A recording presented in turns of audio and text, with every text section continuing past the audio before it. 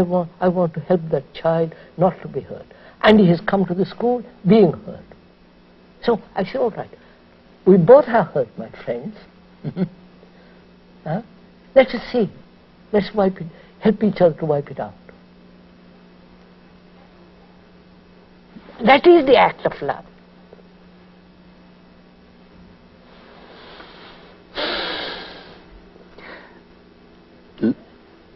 Comparing the human organism with the animal, I return to the question whether it is the case that this relationship to another human being must bring about this obviously, healing. if relationship exists, we said relationship can only exist when there is no image between you and me. But let us say that there's a teacher who has come to grips with this in himself very, very deeply, has, as you put it, gone into the question, deeper, deeper, and deeper, has come to the place where he no longer is hurt-bound. Yes, sir. The child that he meets, or the young student that he meets, or even a student his own age, because we have adult education now, Yes, sir. is a person who is hurt-bound. And will he not...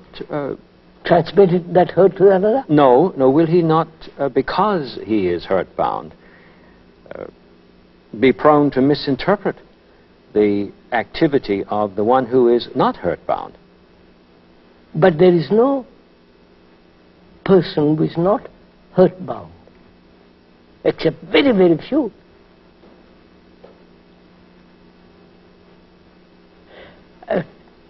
Look, lots of things have happened to me, personally. I've never been hurt.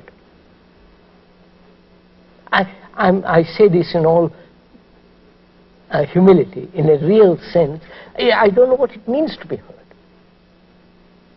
Things have happened to me. People have done every kind of thing to me. Praised me, flattered me, kicked me around, everything. It is possible.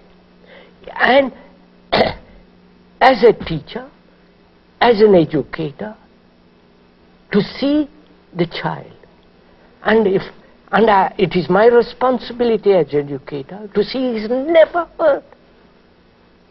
Not just teach some beastly subject. It is far more important. I think I have some grasp of what you're talking about. I don't think I could ever, in my wildest dreams, say that I have never been hurt. Though I do have difficulty, and have since a child, I've even been taken to task for it, dwelling on it. I remember a colleague of mine once saying to me with some testiness when we were discussing a situation in which there was conflict in the faculty, well, the trouble with you is, you see, you can't hate. And it was looked upon as a disorder. In terms of being unable to make a focus towards the enemy in such a way as to devote total attention to that. And sanity is taken for insanity. Yes. So my reply to him was simply, well, that's right, and we might as well face it, and I don't intend to do anything about that. Quite. But it didn't help the situation in terms of the interrelationship. So, a question is then, in education, can a teacher, educator, observe his hurts, become aware of them, and in his relationship with the student, resolve his hurt and the student's hurt? That's one problem. It is possible if the teacher is really, in the deep sense of the word, educator. That is to cultivate. And the next question, sir, from that arises, is the mind capable of not being hurt, knowing it has been hurt? You follow? Not add more hurts. I've these two problems. One, being hurt, that's the past, and never to be hurt again. Which doesn't mean I build a wall of resistance, that I withdraw, that I go off into a monastery, or I become drug addict or some silly things like that. But no hurt. Is that possible? You see the two questions? Now, if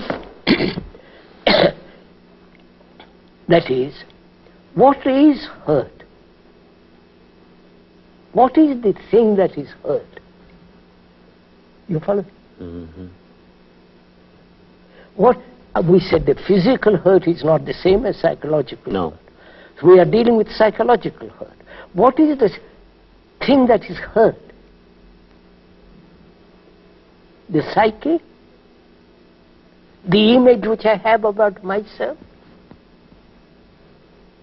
It's an investment that I have in it. Yeah. It's my investment in myself.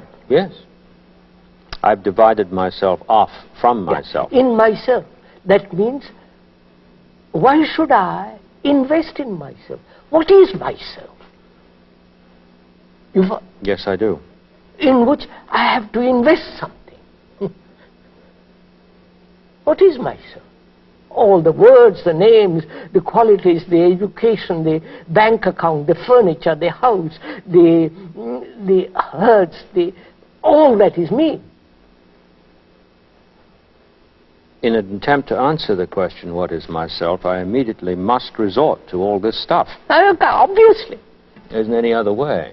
And then I haven't got it. Then I praise myself because I must be so marvelous as somehow to slip out. You know? I see what you mean. Yes, go no, ahead. please. I was thinking just a moment back when you were saying it is possible for the teacher to come into relationship with the student so that a work of healing or an act of healing happens. This is what I would do if I was in a class. That's the first thing I would begin with. Not some subject. I said, look, you're hurt and I'm hurt. We're both of us hurt. And point out what hurt does. How it kills people. How it destroys people. Out of that there is violence. Out of that is brutality. Out of that, I want to hurt people. You follow, all that comes in. I would spend 10 minutes talking about that. Every day in different ways. Till both of us see it. Then, as an educator, I will use the right word, and the student will use the right word. There will be no gesture. There will be no. We are both involved in it. But we don't do that. The moment we come to the class, we pick up a book, and there it goes off. If I was an educator, whether with the older people or with the younger people, I would establish this relationship. That's my duty, that's my job, that's my function. Not just to transmit some information. Yes, that's really very profound. I think one of the reasons that what you have said is so difficult for an educator reared within the whole academic. Yes, because we are so vain. Exactly. We want not only to hear that it's possible for this transformation to take place, but we want it to be regarded as demonstrably proved, yes. And therefore not merely possible, but predictably certain. Certain, yes. And then we're back to the whole thing. Of course, then we're back into the old rotten stuff. Quite. Next time, could we take up the relationship of love to this? Yes. Well, I would very much enjoy that, and it would seem to me we'll all come together. To come together in the gathering together. Yes. This program.